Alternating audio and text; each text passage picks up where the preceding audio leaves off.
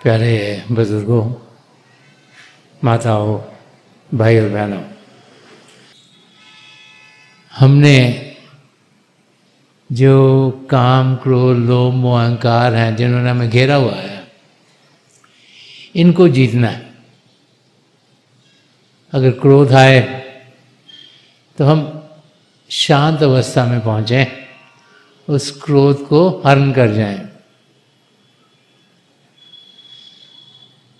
अगर हमारे अंदर हमारी हुमें उमड़नी शुरू हो जाए तो नम्रता के जरिए हम उसको काबू में करें। ये न सोचें कि हर एक चीज़ सिर्फ हमारे लिए बनी है। हम जिंदगी ऐसी जिएं जिसमें कि जाने कि हम सब एक ही परिवार के सदस्य हैं और हम सब बराबर बराबर हैं। गुरु गोविंद सिंह जी महाराज ने जब 5 प्यारों को अमृत छकाया, उसके बाद उनके ज़रिए खुद अमृत उनसे छका, ये दिखाने के लिए कि एक गुरु भी कोई हमसे ऊंचे नहीं, हमारी लेवल पर ही है, कि हम सब एक हैं। तो हमें अपने कदम असलियत की ओर बढ़ाने हैं। ये सोचना है कि हम इस धरती पर आए क्या करने के लिए हैं और हमारा मकसद क्या है।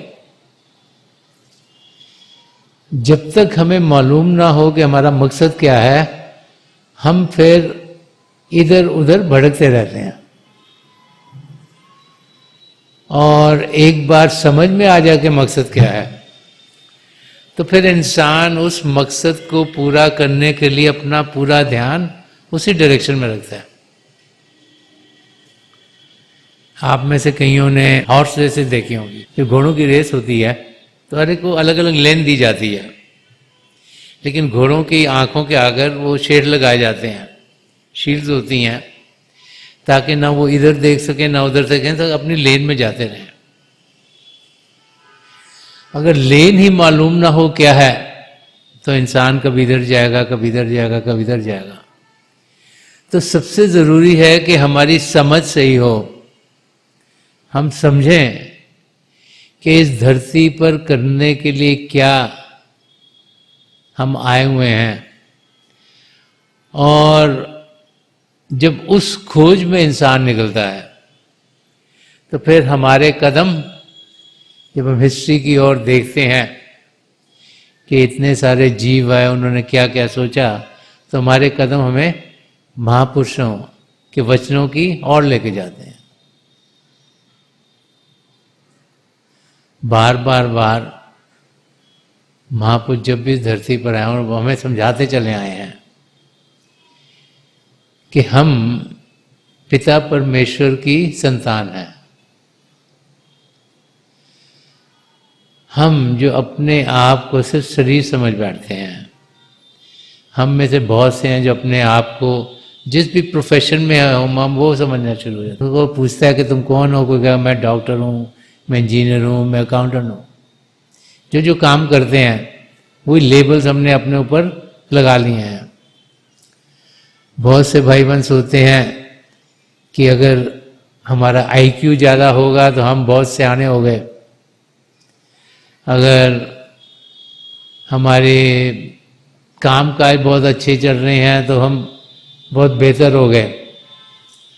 लेकिन महापुरुष जब भी आए हैं, अगर आप हिस्ट्री की ओर देखो तो उनकी ज़िंदगी में तरह तरह के लोग उनके पास आते थे और वो सबको बड़े प्यार से एक ही अंदाज से मिलते थे। वो जानते थे कि ये जो जीव आया है इसका भारी रूप शायद अलग हो, असलियत में एक आत्मा है। वो आत्मा जो प्रभु का अंश है, वो आत्मा जो प्रभु से किसी कारण बिछड़ गई, उसे भूल गई, उसको ख्याल भी नहीं कि वो कौन है। और फिर महापुरुष बार बार हम सबको यही समझाते चले आए हैं कि हम एक आत्मा है, हम उसका अनुभव कर सकते हैं। मन इंद्रियों के घाट पर जीते जीते इंसान यही समझता है कि जो इंद्रियों के जरिए हम ग्रहण करते हैं वही सब कुछ है। हम लोग जब इस धरती पर जीते हैं तो सोचते हैं कि जो हमने आंखों से देखा ये सच है, कानों से सुना ये सच है। जो साइंटिस्ट हैं जो बहुत रिसर्च करते हैं कि इंसान करता क्या है, हर एक चीज़ पर साइंटिस्ट रिसर्च करते रहते हैं, तो हमें समझाते हैं कि 83%, 83% जो हमारी एक्टिविटीज़ हैं वो सेंस ऑफ साइट, जो आंखों से हम देखते हैं उस पर निर्भर है। 14% जो हम करते हैं वो हमारे सुनने पर निर्भर है, और खाली 3% है जो कि हमारी सूंघने की इंद्रिय है, चखने की इंद्रिय है, स्पर्श की इंद्रिय है। तो जो कुछ हम इन इंद्रियों के जरिए ग्रहण करते हैं, जो कि इस माया की दुनिया के जरिए हमारे सामने आ रहा है, उसे हम सच सोच लेते हैं और भूल जाते हैं कि ये एक रिफ्लेक्शन है। इसे माया की दुनिया कहा गया है कि जो दिखता है वो है नहीं, जो है वो दिखता नहीं। तो महापुरुष समझाते हैं कि इंद्रियों के घाट पर जीते रहे तो असलियत की हमें कभी भी जानकारी नहीं होगी। हम उस अवस्था में पहुंच सकते हैं जहां पर हम अपनी आत्मा का अनुभव कर पाए, और जब आत्मा का अनुभव करने के लिए हम कदम बढ़ाते हैं तो फिर हम आध्यात्मिक साधना करते हैं। शरीर को शांत करना, मन को शांत करना बहुत जरूरी है ताकि हम असलियत की जानकारी पा सकें। तो संत दर्शन सिंह जी महाराज, जिन्होंने बहुत कुछ अध्यात्म के रास्ते के बारे में कहा, एक गजल के जरिए हमें समझाते हैं कि हम जब इस धरती पर आए हैं तो हमें करना क्या है। हम जिनका ध्यान अलग अलग चीज़ों में बिखरा हुआ है, कभी इंसान इस चीज़ की जानकारी पा रहा है तो कभी उस चीज़ की जानकारी पा रहा है, कभी सोचता है ये करेंगे तो बड़ी खुशी मिलेगी, कभी सोचता है ये जगह देख के आने बड़ी ज़रूरी है। तरह तरह की चीज़ें जो हमें दुनिया की ओर खींच के लेके जाती हैं, और जिस और हम ध्यान करते हैं उसी किस्म की चीज़ें हमारी ज़िंदगी में बढ़नी शुरू हो जाती हैं। तो संत दर्शन सिंह जी महाराज इस गज़ल के जरिए फरमा रहे हैं कि जज्बा दिल को अमल में कभी लाओ तो सही, कि जज्बा दिल को अमन में कभी लाओ तो सही, अपनी मंजिल की तरफ पांव बढ़ाओ तो सही। तो फरमा रहे हम लोग जो मन के दायरे में जी रहे हैं, जो मन के जरिए कभी एक तरफ जाते हैं कभी दूसरी तरफ जाते हैं, वो कह रहे हैं इसको अमल में लाओ, इसकी डायरेक्शन सीधी करो। हम सबकी एक मंजिल है, उस मंजिल को हम पा सकते हैं अगर कदम उस ओर बढ़ाएंगे। संत कृपाल सिंह जी महाराज बहुत बारी फरमाया करते थे कि what one can do another can do also, कि जो एक इंसान कर सकता है वो दूसरा भी कर सकता है। हम ये ना सोचें कि संत महापुरुष जब इस धरती पर आए थे और कईयों की जिंदगी के बाद कई बड़े बड़े रिलीजन्स ऑफ फेथ बने हैं, कोई हजारों साल पहले आए तो कुछ 100 साल पहले आए, कि सिर्फ उन्हीं के टाइम में ही लोग प्रभु को पा सकते थे। हम में से हर एक पिता परमेश्वर को जान सकता है, पहचान सकता है, पा सकता है। हमारे अंदर एक लगन प्रभु को पाने की होनी चाहिए, हमारे अंदर एक कशिश होनी चाहिए कि हम जिस ध्येय से यहाँ भेजे गए हैं उसको हम पूरा करेंगे, और अपनी मंजिल की ओर बढ़ना, अपने आप को जानना, जो कि अपने आप को आत्मिक रूप में अनुभव करना, वो पहला कदम है, ताकि जो जिंदगी का मकसद है, जो आत्मा का परमात्मा से मिलाप होना है, जो 84 लाख जियाजन से छुटकारा पाना है, वो हमारी जिंदगी में हो जाए। तो संत दर्शन सिंह जी महाराज समझा रहे हैं कि हम इधर उधर बिखरे नहीं, अपनी मंजिल को जाने और फिर कदम उस ओर बढ़ाएं। अगर हमारी मंजिल है, जो कि बहुत से लोग इस दुनिया में सोचते हैं, पैसे कमाना, प्रॉपर्टीज करना, रिलेशनशिप्स को बेटर करना, शरीर को तंदुरुस्त करना, तो फिर हम उसी लेवल तक रह जाएंगे, वही काम करते रहेंगे। लेकिन ये शरीर जिसको से हम संवार सकते हैं, तंदुरुस्त कर सकते हैं, इसके लिए, इसकी सहूलत के लिए चीज़ें रख सकते हैं, ये शरीर तो एक दिन हमें छोड़ना है। उस दिन हमारा अंत नहीं होगा। ये नहीं कि जब शारीरिक रूप में किसी की मौत होती है तो वो खत्म हो जाते हैं। तो उसमें होता क्या है? वो ताकत जो इस शरीर को जान दे रही है, उसे आत्मा कहें, सोल कहें, रूह कहें, जब वो शरीर को सदा सदा के लिए छोड़ देती है तो ये शरीर बेकार हो जाता है। ना ये देख सकता है, ना सुन सकता है, ना सूंघ सकता है, ना चख सकता है, ना फीलिंग्स ऑफ टच है। और आप में से जिसने भी अगर किसी की मौत हुई हो, शारीरिक मौत हुई, उन्हें देखें तो उनमें कोई बॉडी में कुछ चेंजेस नहीं दिखाई देते। उतने लंबा वो रहता है शरीर, उतने ही सब कुछ वैसे का वैसा रहता है, लेकिन ना वो इंसान बोल सकता है, ना देख सकता है, ना चल सकता है। तो जो ताकत है शरीर के अंदर, जो आत्मा है, वो जब उस शरीर को सदा सदा के लिए छोड़ देती है तो वो इंसान, चाहे हमारे जितना मर्जी नजदीकी हो, चाहे वो हमारे दादाजी हों, दादी जी हों, नाना जी हों, नानी जी हों, पिता हों, हमारे माता जी हों, भाई बहन हो, हस्बैंड एंड वाइफ हों, कोई भी रिश्तेदार हो, बच्चे हों, तो हम लोग क्या करते हैं? उस शरीर को फिर हम घर में नहीं रखते। आप सोच सकते हो, अगर आप किसी चीज से बहुत प्यार करते हो, उसको कैसे छोड़ दोगे? लेकिन अंदर से हम सबको समझ में आ जाता है कि जो इसके अंदर ताकत है वो चली गई। ये शरीर अब 5 तत्वों का बना है, इनको 5 तत्वों में मिला दो। यही प्रोसेस क्रिमेशन और बरियल का है कि जो मैटर का, जड़ता के हम बने हैं, 5 तत्वों के बने, वो वापस एटमॉस्फेयर में चले जाएं। क्योंकि अंदर से हमें पता लग गया है, अंदर से यकीन है कि जो ताकत है, जो रियल में इंसान था, वो चला गया, ये सिर्फ शरीर रह गया।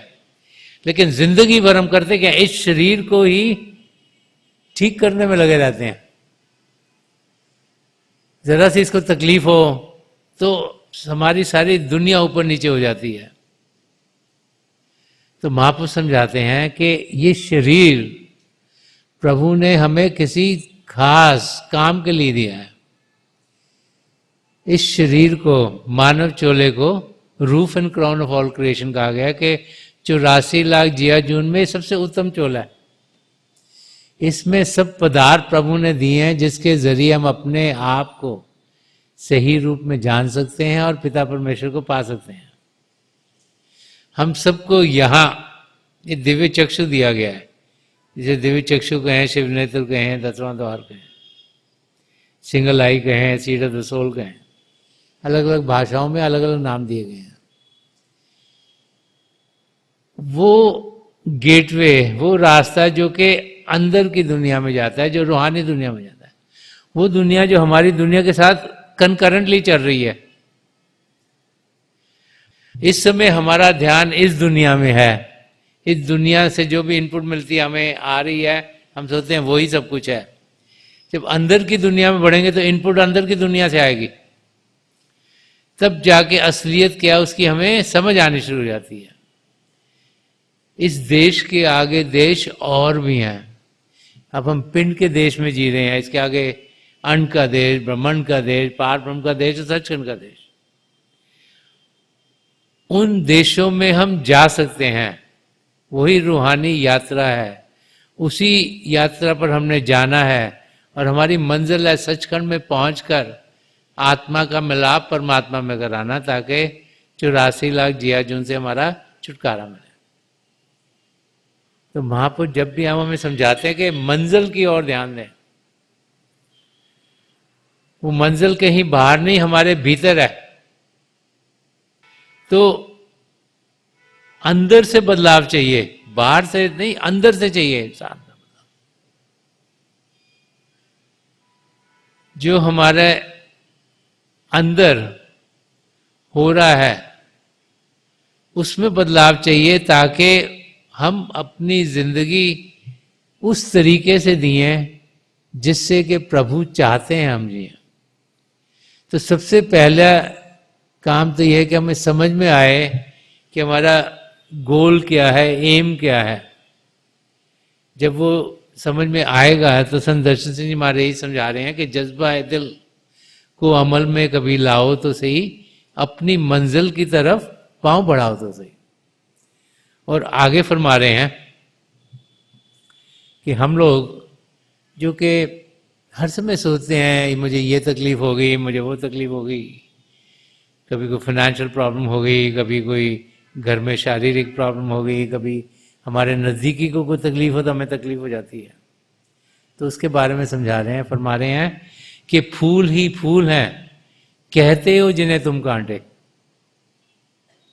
हम लोग तो यही कहते हैं ना, ये भी तकलीफ होगी, वो भी, जो अच्छी चीज़ें होती उनकी तो बात करते नहीं है। परमात्मा ने अगर 1000 चीज़ें दी तो जो एक नहीं हमको मिलती उसी के पीछे लगे रहते हैं हम। तो फरमा रहे हैं कि फूल ही फूल हैं कहते हो जिन्हें तुम कांटे, मेरी दुनियाए जुनून में कभी आओ तो सही। वो कह रहे हैं जो हमारी थिंकिंग है वो बड़ी नेगेटिव हो गई है। हम हर समय सोचते हैं कि ये भी ठीक नहीं हो रहा, वो भी ठीक नहीं हो रहा जी, ये क्यों हो गया, ये कैसे हो गया, ये मेरे साथ ही क्यों हुआ है, बाकी तो सब लोग बहुत मजे कर रहे हैं। ये हम लोग सब ऐसे ही सोचते रहते हैं। तो संत दर्शन सिंह जी महाराज फरमा रहे हैं कि मेरी दुनियाए जुनून में कभी आओ तो सही। फरमा रहे हैं कि जो मेरी दुनिया है, जहाँ मेरा ध्यान है, जहाँ पे मैं बसता हूँ, वो खुशी का माहौल है, वो जुनून की अवस्था है। जुनून का मतलब होता है मदहोशी, प्रभु के प्रेम में मदहोशी। कि जब प्रभु के प्रेम के रंग में हम जिएंगे, जब प्रभु के प्रेम की नज़दीकी पाएंगे, जब हमारा सब कुछ प्रभु की ओर होगा, तो वहां कोई तकलीफ का सवाल ही पैदा नहीं होता। क्यों? क्योंकि प्रभु तो सच्चाई के भंडार हैं, प्रभु कॉन्शियसनेस के भंडार हैं, प्रभु प्रेम के भंडार हैं।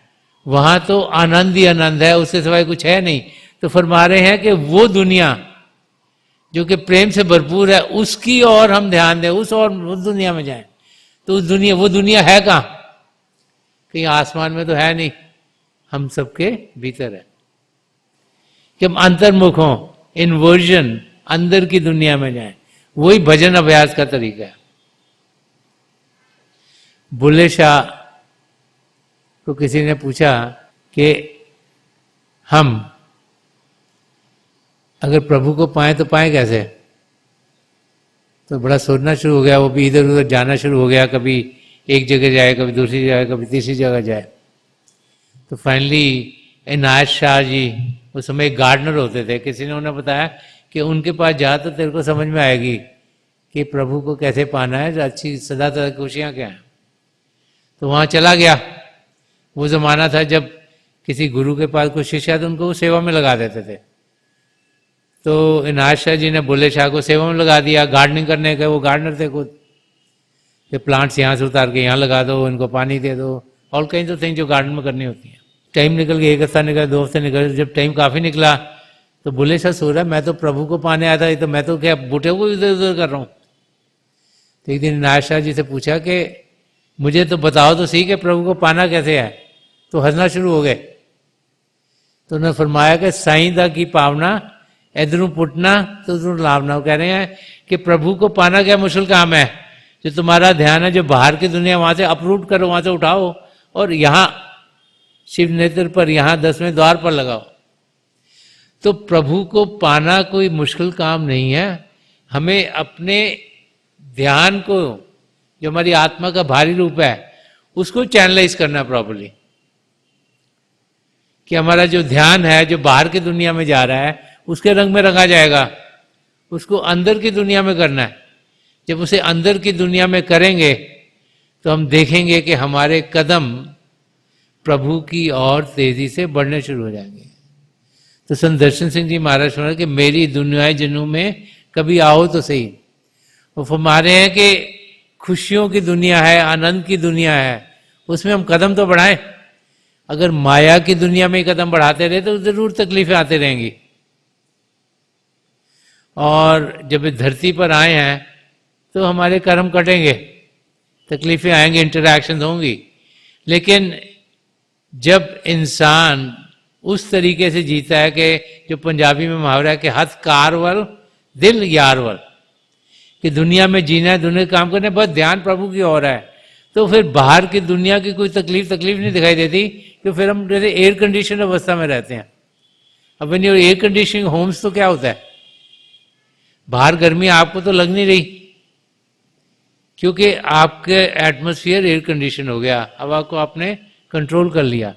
ऐसे ही जब हम अंदर की दुनिया में बढ़ते हैं, इतनी खुशी, इतना आनंद मिलता है कि बाहर की कोई तकलीफ लगती नहीं, और हम फिर अपनी मंजिल की ओर आराम से बढ़ सकते हैं। जब इंसान को तकलीफ होगी तो कुछ कर नहीं पाता, वो तकलीफ को ही सॉल्व करने में लगा रहता है। मगर जब इस अवस्था में पहुंचता है कि उसे तकलीफ लगती नहीं, तो फिर अपनी गोल की ओर वो कदम बढ़ा सकता है। तो संत दर्शन सिंह जी महाराज जी समझा रहे हैं कि फूल ही फूल हैं, कहते हो जिन्हें तुम कांटे, मेरी दुनिया जुनू में कभी आओ तो सही। और आगे फरमा रहे हैं कि तुम्हें आबाद नजर आएगी उजड़ी दुनिया, कि तुम्हें आबाद नजर आएगी उजड़ी दुनिया, दिल की दुनिया को मोहब्बत से बसाओ तो सही। वो समझा रहे हैं कि हम प्रेम से जिंदगी जिए। हम लोगों को तकलीफ क्यों होती है कि हम प्रेम से बहुत दूर हैं। हमने एक दूसरे से कंपीट ही करते रहते हैं। हम सोचते हैं ओहो उसको ये मिल गया मुझे नहीं मिला, और उसको मिला, हमारे अंदर जेलसी पैदा हो जाती है। अगर किसी को हम हड़पने की कोशिश करते हैं, और अगर कोई मिल जाए तो उसको ऐसे जकड़ लेते हैं जैसे हमने ले ना सके। तो हम लोग काम, क्रोध, मोह, लोभ, अहंकार से घिर गए हैं। हमें उस दायरे से ऊपर उठना है। हमें जानना है कि हम सब एक ही पिता परमेश्वर की संतान हैं, और हमें जानना है कि प्रभु हम सबसे बहुत प्रेम करते हैं। अगर नहीं कर रहे होते तो ये शारीरिक रूप हमें मिलता ही नहीं, हमारी आत्मा किसी और योनि में भटक रही होती। प्रभु ने हमें चुना है, किसी कारण प्रभु हमसे खुश हो गए, हमें मालूम नहीं क्यों हो गए हैं खुश, वो खुश हैं, तभी जो सबसे उत्तम चोला उन्होंने हमें दिया। अभी चोला मिला, इसका हम पूरा फायदा उठाएं। महापुरुष समझाते हैं कि इसी चोले में हम 84 लाख जिया जुन से छुटकारा पा सकते हैं। तो संत दर्शन सिंह जी महाराज समझा रहे हैं कि पाएंगे कैसे, जब प्रेम की जिंदगी जिएंगे। इसीलिए हर एक धर्म ग्रंथ यही समझाता है कि जिन्होंने प्रेम किया उन्होंने पिता परमेश्वर को पाया। कि अपने अंदर प्रभु के लिए प्रेम को हम जागृत करें। वो प्रेम हमारे अंदर है, लेकिन हम ध्यान बाहर करते हैं, बाहर की माया की दुनिया, इस करके हम उस प्रभु के प्रेम को अनुभव करने की बजाय दुनिया के रंग में ही रंगे जाते हैं। तो संत दर्शन सिंह जी महाराज समझा रहे हैं कि अगर हमने अपनी मंजिल तक बढ़ना है तो हमें प्रेम से जीना होगा। हमें ये जानना होगा कि हर एक हम जैसे ही है, कि हम किसी से ऊपर नहीं, किसी से नीचे नहीं, हम सब बराबर के हैं। और फिर निष्काम सेवा भाव से एक दूसरे के मददगार होते हुए, सच्चाई की जिंदगी जीते हुए, पवित्रता से हम अपनी मंजिल की ओर कदम बढ़ा सकते हैं। ये प्रभु का प्रेम है जो हमें अपनी मंजिल तक लेके जाएगा। और जब प्रभु के प्रेम का हम अनुभव करेंगे जब हम अंदर की दुनिया में जाते हैं, जब हम प्रभु की ज्योत के साथ जुड़ते हैं, प्रभु की ध्वनि के साथ जुड़ते हैं, तो फिर हमारे रोम रोम में प्रभु का प्रेम भरना शुरू हो जाता है और वो बदलाव खुद ब खुद अंदर से आना शुरू हो जाता है। और उसका असर ये होता है कि वो जो प्रभु का प्रेम जिसका हम अनुभव अंदर कर रहे हैं, हमसे उमड़ना शुरू होता है और हमारे बोलचाल का तरीका, हमारा मिलने का तरीका, औरों को दुख दर्द में हिस्सा देने का तरीका सब बदल जाता है, क्योंकि हम अपने आप को उनके नज़दीक समझना शुरू हो जाते हैं। हम ये जानना शुरू हो जाते हैं कि अगर हम अपने अंदर प्रभु को पा रहे हैं तो और भी पा सकते हैं प्रभु को, उनके अंदर भी प्रभु बस रहे हैं, तो उनसे फिर नज़दीकी हमारी बढ़नी शुरू हो जाती है और हमारा नज़रिया उनको देखने का ही बदल जाता है। तो ये समझा रहे हैं कि तुम्हें आबाद नजर आएगी उजड़ी दुनिया। नहीं तो इंसान सोचता है ये भी दुनिया में खराबी है, वो भी खराबी, वो भी खराब है, कि ये सब एक अच्छी जगह जीने के लिए, जबकि नजरिया अंदर से बदलेगा। दिल की दुनिया को मोहब्बत से बसाओ तो सही। और आगे फरमा रहे हैं कि जिंदगी फिर से जवां, फिर से हंसी हो जाए, जिंदगी फिर से जवां, फिर से हंसी हो जाए, उनकी आंखों से जरा आंख मिलाओ तो सही। तो यहां संत दर्शन सिंह जी महाराज हमें समझा रहे हैं कि जब हम एक पूर्ण महापुरुष की संगत में जाते हैं तो उनसे हमें मिलता क्या है, जिसे हम दर्शन कहते हैं, वो चीज क्या है। जब हम सत्संग में आते हैं समझाया जाता है कि हम अपने सदगुरु की आंखों की ओर देखें। क्यों? क्योंकि महापुरुषों ने समझाया है कि वहां से रूहानी किरणें हमारी और आ रही हैं। संत कृपाल सिंह जी महाराज फरमाते थे कि 2/3 हिस्सा रूहानियत का हमारे सदगुरु की आंखों के जरिए आता है, 1/3 हिस्सा है जो कि मुंह के जरिए, बोलों के जरिए आता है, कि 2/3 of spirituality comes to the eyes of the spiritual master. तो हमें समझाया जाता है कि हम उनकी आंखों की ओर ध्यान दें, और वो रूहानी किरणें जब हमारी ओर आ रही हैं, जब हम पात्र होंगे, रिसेप्टिव होंगे, तो उनको ग्रहण करेंगे। उनकी आंखों से हमारी आंखों तक, उनके दिल से हमारे दिल तक, उनकी रूह से हमारी रूह तक कनेक्शन होगा। और जब रूह से रूह तक कनेक्शन होगा तभी हमारी रूह में बाहर आएगा, तभी हम अंदर की दुनिया में उड़ान करने के लायक होंगे। तो यहाँ पे समझा रहे हैं कि जिंदगी फिर से जवां, फिर से हंसी हो जाए। नहीं तो इंसान जब दुनिया की ओर ही ध्यान देता है तो दुख दर्द में ही जी रहा है। तो जवानी की बात क्यों करें? क्योंकि वो समय होता है जबकि इंसान सबसे ज्यादा तंदुरुस्त है, सबसे ज्यादा काम कर सकता है, सबसे ज्यादा खुशियां पा सकता है। तो फरमान जिंदगी फिर से जवां, फिर से हंसी हो जाए, उनकी आंखों से जरा आंख मिलाओ तो सही, कि हम अपने सदगुरु के दर्शन करें। जब वहां जाएं तो रिसेप्टिविटी के साथ जाएं, एक पात्रता के साथ जाएं। और जब हम एक पात्रता के साथ जाएंगे तो फिर हमारे अंदर जो रूहानी किरणें आएंगी वो हमारे अंदर हमें प्रभु के प्रेम का अनुभव कराएंगी, कि प्रभु का प्रेम का अनुभव करना ही सबसे जरूरी है। और जब ध्यान हमारा पिता परमेश्वर की ओर होगा, और जब रूह जो कि शरीर में बिखरी हुई है, जब वो सिमटेगी और यहाँ शिव नेत्र पर एकाग्र होगी, तो अपने सदगुरु की मदद से हम अंदर की दुनिया में बढ़ पाते हैं। और इस गजल के आखिरी शेर में संत दर्शन सिंह जी महाराज फरमा रहे हैं कि करते फिरते हो अंधेरे की शिकायत दर्शन। कि हम लोग सब यही सोचते हैं हमारी जिंदगी ये भी खराब है, वो भी खराब है, वो भी खराब है, कि करते फिरते हो अंधेरे की शिकायत दर्शन, दिल की दुनिया में कोई दीप जलाओ तो सही।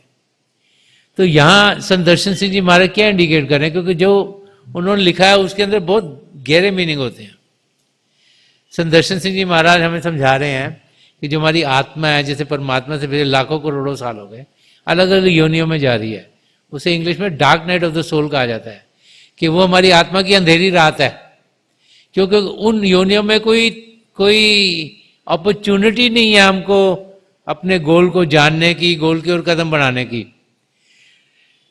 जब हमें ये मानव चोला मिलता है तभी हम अपने आप को जान सकते हैं और पिता परमेश्वर को पा सकते हैं।